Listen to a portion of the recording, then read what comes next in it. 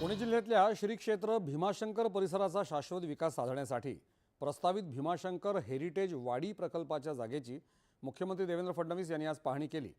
हे नवं गाव अशा पद्धतीने वसवण्यात येईल की भाविक केवळ मंदिरातील दर्शनच नाही तर ही हेरिटेज वाडी पाहण्यासाठी देखील आवर्जून येतील असा विश्वास मुख्यमंत्र्यांनी यावेळी व्यक्त केला। परिसरातील 150 घरांना इतरत्र जागा देऊन एका नव्या आणि आदर्श गावाची रचना केली जात आहे।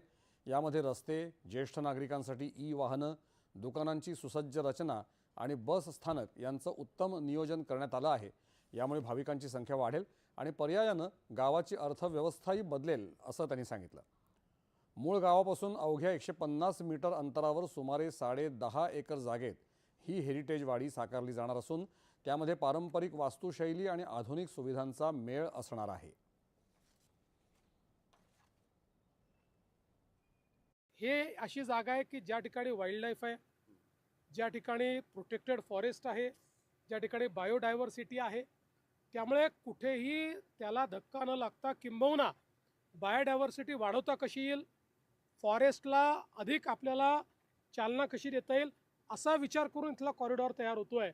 त्यामुळे हा नैसर्गिक कॉरिडॉर असेल, हा सुंदर कॉरिडॉर असेल, लोकांना अतिशय नैसर्गिक म्हणजे जे आपण म्हणतो की शिवशंकर कुठे असतात तर ते अशा ठिकाणी असतात की जिथे फक्त प्रसन्न वातावरण असतं, जिथे निसर्ग असतो, असा निसर्ग हा इथे पाहायला। गेल्या 12 वर्षात 4 कोटी